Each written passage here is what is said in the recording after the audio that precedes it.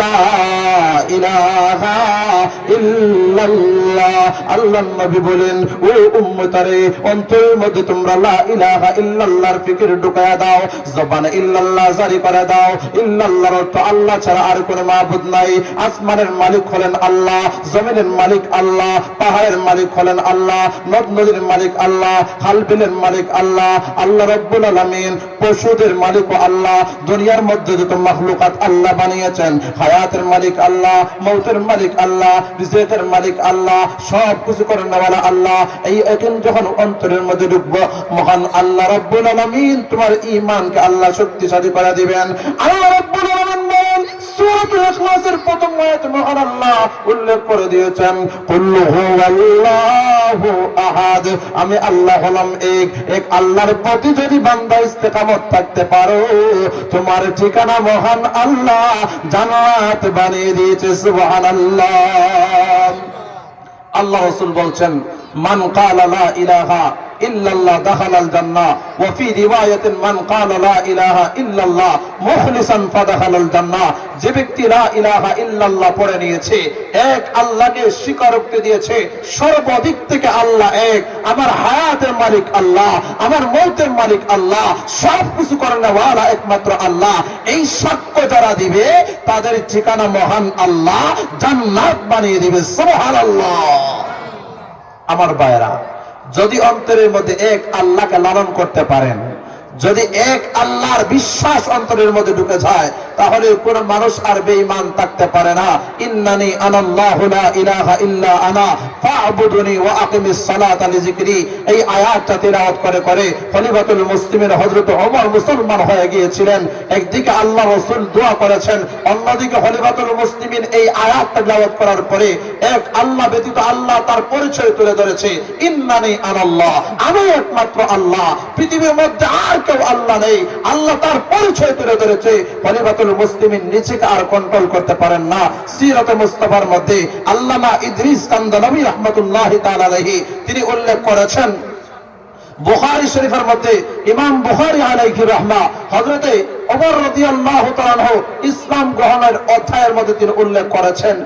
ইমাম আল্লামা ইদ্রিস কান্দালাবী তিনি লিখেন, হযরত ওমর নিচেই বর্ণনা করেছেন, যখন আবু জেহেল নামীয় কুলাঙ্গারটা ঘোষণা করেছিল, কে আছো মুহাম্মদের মাথা নিয়ে আসতে পারবা, তাকে 100 উট পুরস্কার দেওয়া হবে। হযরত ওমর রাদিয়াল্লাহু তাআলা লাফ দিয়ে দাঁড়িয়ে গিয়েছিলেন। তিনি বলেন, হ্যাঁ আমি পারবো।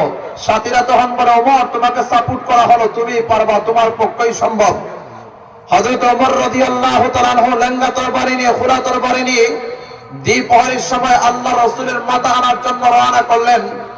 হযরত ওমর বলেন, রাস্তার মধ্যে একটা ঘটনা ঘটলো। কি ঘটনা? আমি দেখি একটা গরুর বাচ্চা, একগুলো মানুষ একত্রিত হয়ে সেখানে যেন তারা একটা জবাই করার প্রস্তুতি নিচ্ছে। আমি ওমর সেখানে চলে গেলাম এই তামাশা দেখার জন্য। গিয়ে আমি দেখি সিরাতে মুস্তাফার মধ্যে আল্লামা ইদ্রিস কান্দালাবী লিখেছেন, আমি গিয়ে দেখি সেই জায়গার মধ্যখানে বাসুরের ভিতর থেকে কে যেন আওয়াজ দিচ্ছে, ইয়াদউ ইলা শাহাদাতি আল্লাহ ইলাহা ইল্লাল্লাহ ওয়া আন্না মুহাম্মাদার রাসূলুল্লাহ।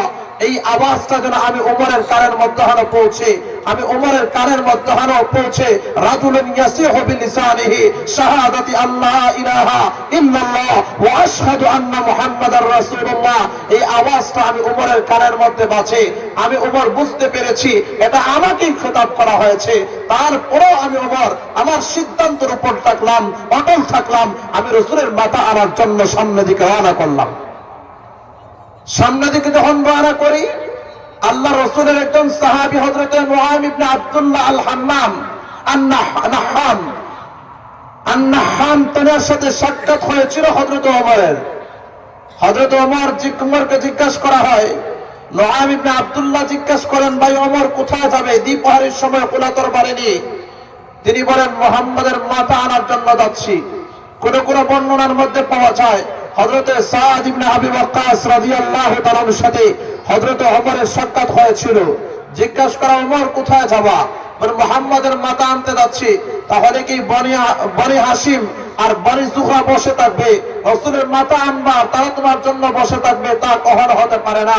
এই আওয়াজটা শোনার সাথে সাথে ওমর বলেন, বুঝতে পেরেছি নুআym ইবনে আব্দুল্লাহ তুমিও মুসলমান হয়ে গেছো, তুমিও ধর্ম ত্যাগ করে ফেলেছো, তুমিও বেদিন হয়ে গেছো। হযরতে নুআym ইবনে আব্দুল্লাহ বলেন, ওমর নিচের গরুর খবর রাখতে জানা না, বোন ফাতেমা ইসলাম গ্রহণ করে ফেলেছে, ওনার স্বামী সাঈদ ইবনে যায়েদ ইসলাম গ্রহণ করে ফেলেছে, তাদের খবর রাখতে জানো না, আর তুমি মুহাম্মদকে নিয়ে বড় মাথা পাগল হয়ে গেলা। খলিফাতুল মুসলিমিন হযরত ওমর রাদিয়াল্লাহু তাআলার জন্য এটা ছিল লজ্জার বিষয়। তিনি একজন দাপট মানুষ, সম্ভ্রান্ত ফ্যামিলির একজন মানুষ, ওনার জন্য সেটা লজ্জার ছিল। খলিফাতুল মুসলিমিন হযরত ওমর রাদিয়াল্লাহু তাআলা আর রাসূলের দিকে না গিয়ে সরাসরি বোন ফাতেমার বাড়ির দিকে রওনা করেছেন। সেখানে আল্লাহ রাসূলের একজন সাহাবী হযরতে খাব্বাব রাদিয়াল্লাহু তাআলা পবিত্র কোরআনে কারীমের তালিম দিচ্ছিলেন। হযরত ওমরের বোন ফাতেমাকে সাঈদ ইবনে যায়েদকে কোরআনে কারীমের তালিম দিচ্ছিলেন। এই সময় হযরত ওমর আগমন করলেন ফাতেমার ঘরে। হযরতে খাব্বাব রাদিয়াল্লাহু তাআলা টের পেয়ে ঘরের কোণের ভিতরে আত্মগোপন করলেন। হযরত ওমর ঘরের ভিতরে ঢুকে বলেন, শুনেছি তোমরা নাকি ইসলাম গ্রহণ করে ফেলেছ। তখন তারা বলেন, হ্যাঁ ইসলাম গ্রহণ করে ফেলেছি। ইসলাম ধর্ম যদি সত্য হয় তাহলে মানতে অসুবিধাটা কোথায়? আমি আপনাদেরকে জিজ্ঞাসা করতে চাই, হযরত ওমরের রাগ বাড়ে না কমে? হযরত ওমর রাদিয়াল্লাহু তাআলা, হয় ওমর ইসলাম ধর্ম যদি সত্য হয় মানতে অসুবিধাটা কোথায়? হযরত ওমর রাদিয়াল্লাহু তাআলা আনহুর রাগ বেড়ে গেল। তিনি বোন ফাতেমাকে আঘাত করলেন, ওনার স্বামীকে তিনি আঘাত করলেন, রক্তাক্ত করে ফেলেছেন। তারপরে তারা জানিয়ে দিলেন, আমরা ইসলাম গ্রহণ করে ফেলেছি, এক মুহূর্তের জন্য ইসলাম ছেড়ে দিতে পারি না। যতদিন পর্যন্ত এই দেহের মধ্যে জান থাকবে ততদিন পর্যন্ত ইসলাম মেনেই চলবো। হযরত ওমর এবার যেন একবার নরম হয়ে গেলেন। হযরত ওমর রাদিয়াল্লাহু তাআলা নরম হয়ে গেলেন। আল্লাহ রাব্বুল আলামিন একদিকে রাসূল দোয়া করেছেন, দুই বর্ণনার মধ্যে পাওয়া যায়। এক বর্ণনাতে আসছে, আল্লাহুম্মা আইজ্জিল ইসলামা বিহাদিল উমরাইন, আল্লাহ দুই উমরের মধ্যে থেকে যে কোনো এক উমরকে কবুল করো। একজন ছিলেন উমর ইবনুল হিসাম আর একজন ছিল ওমর ইবনুল খাত্তাব। আরো কোন সিরাতে মুস্তাফার বর্ণনার মধ্যে পাওয়া যায়, আল্লাহ রাসূল যখন ওহীর মাধ্যমে জানতে পারলেন হযরত ওমর ইসলাম গ্রহণ করবেন, খাস করে ওমরের জন্য দোয়া করেছেন, আল্লাহুম্মা আইয়িদিল ইসলামা বিউমর ইবনুল খাত্তাব খাসা, আল্লাহ বিশেষ করে ওমর ইবনুল খাত্তাবের মাধ্যমে ইসলামকে শক্তিশালী করো, আল্লাহ ইসলামের শান বুলন্দ করে দাও। আল্লাহ রাসূলের দোয়া কবুল হয়ে গেল। ওমর রাসূলের দরবারে চলে গেলেন, কালেমা পড়ে মুসলমান হয়ে গেলেন।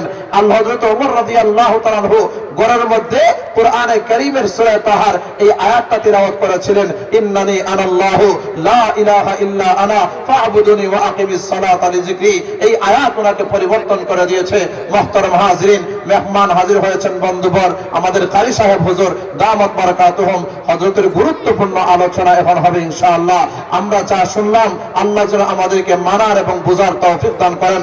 সকলে পড়ি আমিন। ওয়া আখিরু দাওয়ানা আলহামদুলিল্লাহি রাব্বিল আলামিন।